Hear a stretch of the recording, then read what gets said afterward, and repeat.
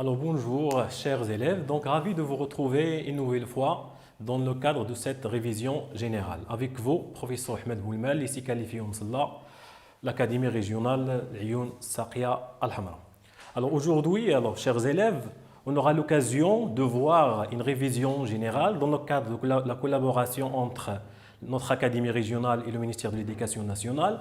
Alors notre leçon d'aujourd'hui, il va porter sur les suites numériques. Alors, pour cela, je vous propose l'exercice suivant. Alors, une petite remarque avant de passer à l'exercice. Vous savez bien que dans l'examen national, lorsqu'on parle des suites numériques, soit vous aurez les suites qui sont intégrées avec une fonction et on aura l'occasion de les voir et revoir avec les fonctions, ou bien vous pouvez avoir un exercice indépendant des suites comme on va voir. Donc, voilà votre exercice qu'on vous propose. Donc, vous avez une suite récurrente, un plus 1 est égal à un moins 8 sur un plus 2, avec le premier terme et 0 est égal à 3. Vous avez trois questions relatives à la suite U de n. Première question, la récurrence, puis la monotonie et déduire la convergence de votre suite. Après, on va passer à la suite Vn, c'est I de n moins 4 sur I de n moins 2. C'est ce qu'on appelle la suite auxiliaire. V de n qui peut être soit géométrique ou bien arithmétique. Première question, on va vous demander de montrer que UN est une suite géométrique. Deuxième question, on va vous demander d'exprimer Vn et après déduire U de n en fonction de n. Puis la troisième question, la limite de U de n. Et la dernière partie, il sera consacré à la somme. Bien. Alors, on va entrer dans le vif du sujet. Donc, première question, vous avez vérifié cette expression. Donc voilà, donc question numéro A. Donc nous avons à montrer que, quel que soit n appartient à n, on vous a demandé de montrer que I de n plus 1 est égal à 8 moins 24 sur I de n plus 2. Donc, pour montrer cette question, vous avez plusieurs façons de faire. Soit de commencer par UN plus 1 et d'avoir le résultat, ou bien de l'inverse. Mais dans l'examen, je vais chercher la méthode la plus facile. Bien évidemment, c'est préférable de commencer par l'autre côté. Donc, on a 8 moins 24 sur I de n plus 2 est égal à 8 moins, donc I de n plus 2, vous avez l'expression. Donc, 8 moins 24 sur 1 plus 2, on va chercher le dénominateur commun. Donc, ici, vous avez le dénominateur commun, c'est I de n plus 2. Donc, 8 fois UN, c'est 8 I de n, plus 8 fois 2, c'est 16, moins 24. Après, on va simplifier notre expression. On obtient 8 I de n. Alors, 16 moins 24, c'est moins 8. Donc, moins 8 sur I de n plus 2. Donc, 8 UN moins 8 sur UN plus 2, vous remarquez qu'on est revenu à I de n plus 1. Donc, voilà pour la première question facilement. Puis, je passe à la deuxième question. Donc, dans la deuxième question, vous avez montré que, donc question B, donc, montrer que, quel que soit n appartient à n, I de n est compris entre 2 et 4. Donc, c'est une question habituelle, usuelle. Vous avez un raisonnement par récurrence. Donc, le raisonnement par récurrence, comme vous savez, c'est 3 étapes. Donc, la première étape, phase d'initialisation, pour n est égal à 0. On va voir est-ce que la proposition est vraie. On a I0, donc I0, est compris entre 2 et 4. Alors, c'est-à-dire, alors I0 dans l'exercice, vous l'avez, c'est 3. 3 compris entre 2 et 4. Et bien sûr, on va obtenir une proposition qui est vraie. Voilà pour la première étape. La deuxième étape, l'hérédité. Donc, on a soit n, un élément de n, puis il y a l'hypothèse de la récurrence. On suppose que I de n est compris entre 2 et 4. Puis, montrons que I de n plus 1 cette proposition également, il sera vrai. Alors, comment je vais montrer que in plus 1 compris entre 2 et 4? Donc, il y a plusieurs façons de faire. Soit je peux calculer cette différence, je vais la trouver négative, ou bien également in plus 1 moins 2, on va la trouver positive. Sinon, on peut utiliser l'encadrement. Mais remarque au passage, pour l'utilisation de l'encadrement, il faut utiliser cette expression. Donc, la première expression que vous avez, I de n plus 1, 8, I n moins 8 sur n plus 2, si vous faites l'encadrement de cette expression, vous n'allez pas obtenir votre résultat. Donc, si vous avez un plus 1 de cette forme, on peut obtenir notre résultat. Bien. Donc, je vais commencer par l'encadrement. Donc, on a, d'après l'hypothèse, I de n est compris entre 2 et 4. Alors, on va faire l'encadrement de n plus 1. Voilà n plus 1. Donc, I de n plus 2, il sera compris entre, j'ajoute 2 et 2, c'est 4 et 6. Alors, après, vous aurez 1 sur un plus 2, 1 sur un plus 2, l'inverse. Ici, ça devient 1 sur 6, 1 sur 4. Après, je vais multiplier par 24. 24 sur U de n plus 2, il sera compris, 24 sur 6, c'est 4, et 24 sur 4, c'est 6. L'avant-dernière étape, vous avez un signe moins, je multiplie par moins. C'est moins 24 sur I de n plus 2, il sera compris entre, si je multiplie par un négatif, je change. Ça devient moins 6, ici vous aurez moins 4. Puis, la dernière étape, on va ajouter 8. Donc 8 moins 24 sur I de n plus 2, il sera compris entre. Si on ajoute 8, on obtient 2. Ici, on va obtenir 4. Et cette expression n'est rien que n plus 1, il est compris entre 2 et 4. Et c'est le résultat qu'on cherche. Après, une fois on va finir, on va écrire. Donc, d'après le principe de la récurrence, on vient de prouver que pour tout n appartenant à n, on vient de prouver que I de n est compris entre 2 et 4. Donc voilà pour notre question. Bien. Maintenant, je vais passer, ou bien ensemble, on va passer à la question C, qui est consacrée à la monotonie de I de n.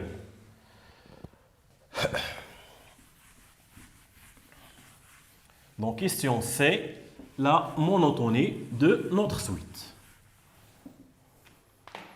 Alors, question C, donc, c'est la monotonie de I de n. Alors, un petit rappel, pour la monotonie d'une suite, il faut calculer n plus 1 moins I de n. Si la différence elle est positive, vous avez la suite croissante. Si la différence elle est négative, vous avez la suite décroissante. Donc, soit n appartient à n, donc on a I de n plus 1 moins I de n. On va calculer cette différence. Alors, I de n plus 1, vous l'avez, c'est 8 un moins 8 sur I de n plus 2 moins I de n. Donc, vous avez un dénominateur commun I de n plus 2. Ici, c'est 8 I de n moins 8 moins un fois un sur I de n au carré. Un fois 2, c'est 2 un. Donc, moins 2 I de n est égal moins I de n au carré. Alors, 8 un moins 2 un, c'est 6 I de n. Puis, vous avez moins 8 sur I de n plus 2. Maintenant, on va voir le signe de cette expression. Puisque, d'après la question précédente, on a, pour tout n appartient à n, vous avez I de n est compris entre 2 et 4.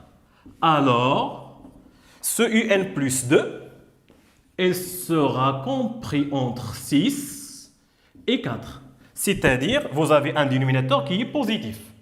Donc, le signe de un plus 1 moins un, donc le signe de un plus 1 moins un est celui de l'expression au numérateur moins U de n au carré plus 6un moins 8. Alors maintenant, il se pose une petite problématique. Comment on va étudier ceci? Donc si vous faites directement l'encadrement, on ne va pas obtenir beaucoup de choses. C'est pour ça qu'on va essayer de factoriser cette expression. Donc, on va utiliser le discriminant. Par exemple, si on pose x, par exemple, est égal à i de n. Donc cette expression, ça devient moins x carré plus 6x moins 8. On va factoriser cette expression en utilisant delta. Delta, vous avez b au carré, c'est 36. Moins 4 fois a moins 1 fois moins 8. Donc c'est 36 moins 32 qui est égal à 4. Donc vous aurez deux solutions, x1 et x2. Alors x1 c'est moins b, c'est moins 6. Moins racine de delta, racine de 4 sur 2. Sur 2a, c'est moins 2. Donc moins 6, moins 8 sur moins 2, c'est 4. Et vous avez x2, c'est moins 6 plus 2 sur moins 2. C'est moins 4 sur moins 2, c'est 2. Après, alors une fois on a x1, x2, on peut factoriser notre expression facilement. Donc, vous aurez cette expression, moins x carré plus 6x moins 8, ça va être égal, si moins a, c'est-à-dire moins a c'est 1, moins 1, x moins la première solution 2, facteur de x moins 4. Donc voilà votre factorisation finale. D'où je peux remarquer que notre expression moins i de n au carré plus 6un moins 8, elle va devenir moins i de n moins 2 facteur i de n moins 4. Et maintenant, on va étudier le signe de cette expression. Alors, on a i de n est compris entre 2 et 4. C'est-à-dire i de n moins 2, elle sera entre 0 et 2. Donc cette expression, elle est positive. On a pour i de n moins 4, elle sera négative. Donc cette expression négative. Négative fois positif fois négatif, elle donne positif. Donc conclusion, quel que soit n appartient à n, on a i de n plus 1 moins i de n positif. Alors, puisque la différence est positive, d'où i de n est une suite qui est strictement croissante. Donc voilà pour la monotonie de un. Après, on vous demande de déduire la convergence de un. Alors, lorsqu'on parle de la convergence d'une suite, vous avez, c'est quoi d'abord une suite convergente?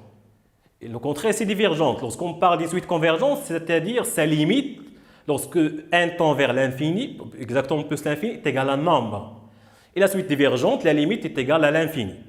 Alors, une suite dite convergente, c'est elle est croissante et majorée, ou bien décroissante et minorée. C'est ce qu'on appelle les critères de la convergence. Dans notre exercice, vous avez votre suite est croissante et majorée.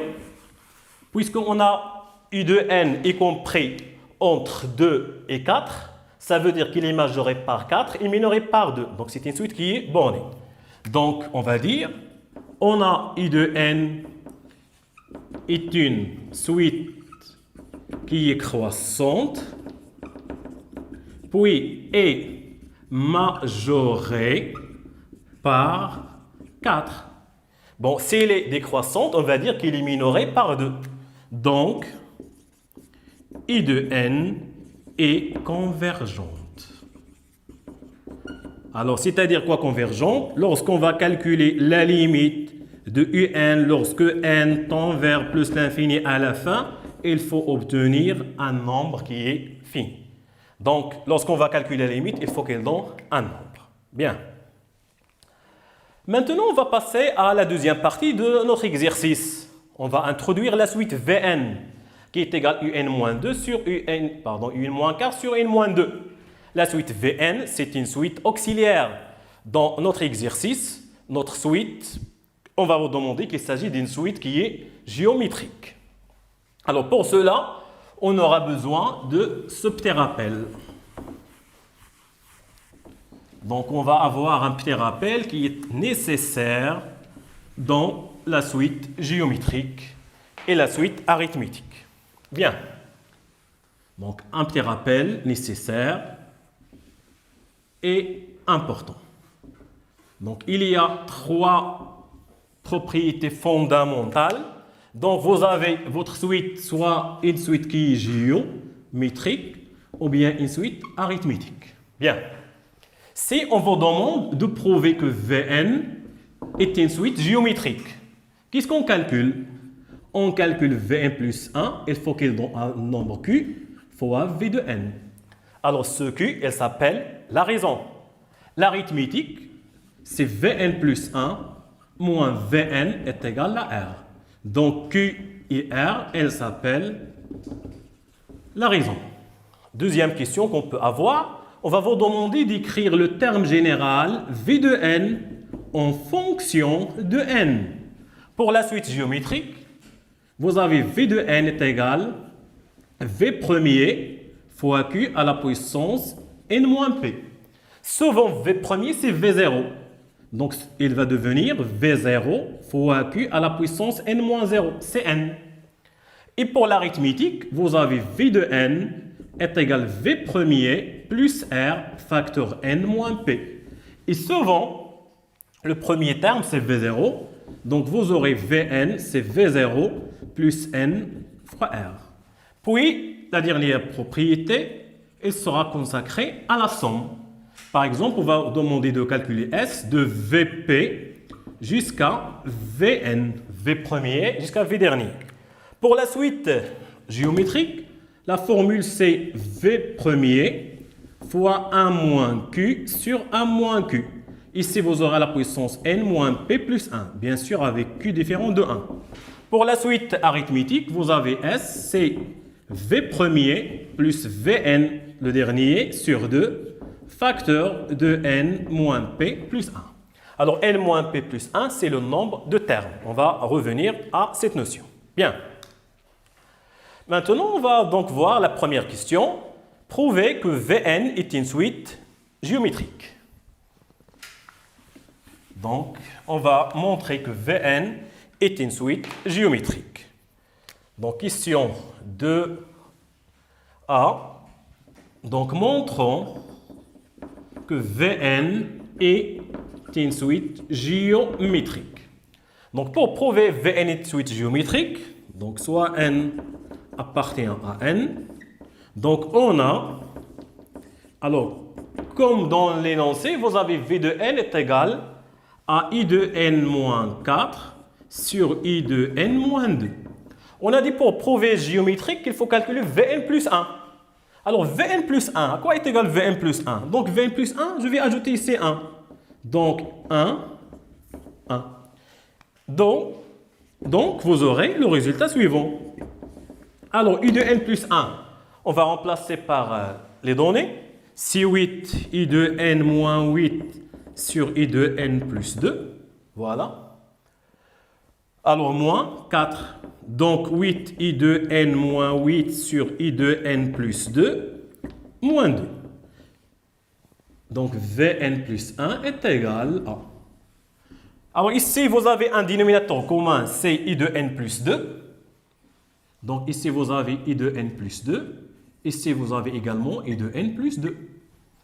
Donc, le dénominateur commun, on obtient le résultat suivant. Si 8 I de n moins 8... Moins 4 fois un, c'est moins 4 I de n. Moins 4 fois moins 2, c'est moins 8. Alors ici également, 8 I de n moins 8, moins. Moins 2 fois un, c'est moins 2 un, moins 4. Moins 2 fois 2, c'est moins 4. Est égal à, vous avez ici I de n plus 2, I de n plus 2. Je vais simplifier. Donc à la fin, qu'est-ce qu'on va obtenir? C'est 8 I de n moins 4 I de n, c'est 4 I de n. Moins 8, c'est moins 16. 8 un moins 2 un, c'est 6 I de n. Moins 8 moins 4, c'est moins 12. Donc, ici, je peux factoriser par quelque chose. On peut factoriser par 4. On obtient I de n moins 4. Ici, je peux factoriser par 6. J'obtiens I de n moins 2. I de n moins 4 sur I de n moins 2, vous remarquez qu'on est revenu à V de n. Donc, à la fin, on va obtenir 4 sur 6 V de n, qui n'est rien que 2 sur 3 V de n. Donc, voilà, Vn plus 1 est égal à Q Vn. Conclusion, V de n est une suite géométrique de raison 2 sur 3. Donc, on va noter la conclusion. Donc, conclusion, donc Vn est une suite géométrique de raison qui est égal à 2 sur 3. Et le premier terme, les éléments caractéristiques d'une suite, c'est la raison et le premier terme. Puisqu'on a commencé par n, le premier terme V0. Donc, et de premier terme, V0 est égal. À quoi est égal V0? Donc, V0, c'est I0 moins 4 sur I0 moins 2. Donc, c'est I0 moins 4 sur I0 moins 2. I0, c'est 3. 3 moins 4, c'est moins 1 sur 1, qui est égal à moins 1. Donc, voilà notre question facile. Mais, s'il vous plaît, faites très attention, car si vous avez la raison est fausse, il faut dire au revoir à l'exercice. Car toutes les questions qui vont venir, elles sont dépendantes de la raison. Exemple, question B. On va vous demander d'exprimer Vn puis In en fonction de n. Donc, question suivante, c'est Vn en fonction de n. Donc, c'est la question B. Donc, question B, vous avez Vn en fonction de n. Donc, on a, quel que soit n appartient à n, vous avez Vn est égal. Vous allez revenir à votre expression. Vn en fonction de n, voilà votre propriété. C'est très simple. On a quel que soit n appartient à n, Vn c'est V0 fois Q à la puissance n. Et je remplace. Donc V0 c'est moins 1, multiplié par Q, c'est 2 sur 3 à la puissance n. C'est moins 2 sur 3 à la puissance n. S'il vous plaît, n'oubliez pas de mettre la raison entre parenthèses. Car on trouve dans la correction des examens nationaux, la plupart des élèves, ils oublient la parenthèse. Alors, si vous oubliez la parenthèse, n veut dire la puissance de 2, pas de 3. Donc, il faut mettre la parenthèse. Faites attention. Donc, voilà pour Vn en fonction de n. Question suivante, Un en fonction de n. Donc, question suivante, c'est I de n en fonction de n. Alors ici, normalement, il y a deux questions. Avant d'avoir Un en fonction de n, il faut d'abord avoir I de n en fonction de Vn. Et après, je vais remplacer par Vn par l'expression que je viens de trouver. Et pour cela, pour avoir Vn ou bien Un en fonction de Vn, on a V de n est égal à combien? C'est I de n moins 4 sur I de n moins 2. Donc voilà votre expression dans la question précédente. Donc dans la question précédente, donc vous avez, voilà, Vn sur Un moins 4 sur Un moins 2. Et après, on va essayer d'extraire Un en fonction de Vn, c'est-à-dire Vn fois Un moins de Vn est égal à I de n moins 4. N'oubliez pas qu'est-ce qu'on cherche. On cherche I de n. Donc ici, c'est Vn Un moins Un est égal. Je déplace de Vn moins de Vn vers l'autre côté, c'est de Vn moins 4. Je factorise par I de n, c'est notre inconnu. V de n moins 1, c'est de Vn moins 4. Donc, I de n, c'est de Vn moins 4 sur Vn moins 1. Alors, Vn moins 1, Vn est différent de 1, donc c'est différent à 0, car Vn, voilà notre expression. Donc, on vient de prouver, quel que soit n appartient à n, on a prouvé que I de n est égal à combien? De Vn moins 4 sur Vn moins 1. Maintenant, ça devient très simple d'avoir notre Un en fonction de n. Donc, maintenant, je vais juste remplacer Vn par ce qu'on vient de trouver. Donc, conclusion, quel que soit n appartient à n, vous aurez I de n est égal à de Vn, voilà Vn, je vais remplacer par ce qu'on vient de trouver, ça va être moins 2 facteur de 2 sur 3 à la puissance n, moins 4 sur Vn, donc Vn, c'est moins 2 sur 3 à la puissance n, puis moins 1. Donc voilà facilement I de n en fonction de n. Bien. Puis la dernière question qui reste, c'est la limite. Pour cela, on aura besoin de ce rappel. À quoi est égale la limite lorsque n tend vers plus l'infini de q à la puissance n? Cette limite est égale à combien? Vous avez vu dans votre cours est égale plus l'infini lorsque q est supérieur à 1. Est égal à 0 lorsque q il est entre moins 1 et 1. Et lorsque q est inférieur ou égal à moins 1, ici, pas de limite. Bien. Maintenant, dans notre question, donc c'est la question C. Alors, on a la limite de un est égale. Donc, c'est la limite lorsque n tend vers plus l'infini. I de n, voilà, c'est moins 2 facteur 2 sur 3 à la puissance n moins 4 sur moins 2 sur 3 à la puissance n moins 1. Alors, on va s'intéresser à 2 sur 3. 2 sur 3, c'est 0,66. Donc, il est compris entre moins 1 et 1. Donc, sa limite, c'est 0. 0, 0, elle va rester moins 4 sur moins 1 est égal à 4. La justification, car la limite de 2 sur 3 à la puissance n est égale à 0. 2 sur 3 est compris entre moins 1 et 1. Donc, voilà la justification que je dois fournir au correcteur dans ma copie. Bien. La troisième partie qui reste dans l'exercice, c'est la somme. Donc, on aura l'occasion d'appliquer ces deux formules. Donc, à quoi est égale la somme d'une suite géométrique ou bien arithmétique? Bien sûr, dans notre exercice, nous avons une suite qui est géométrique. Dans la première question, donc 3a, vous avez à calculer cette somme. Donc, la somme Sn, c'est V0 plus V1 jusqu'à Vn-1. Bien sûr, avec n appartient à n étoile. Donc, à quoi est égale cette somme? D'après cette formule, c'est Vp.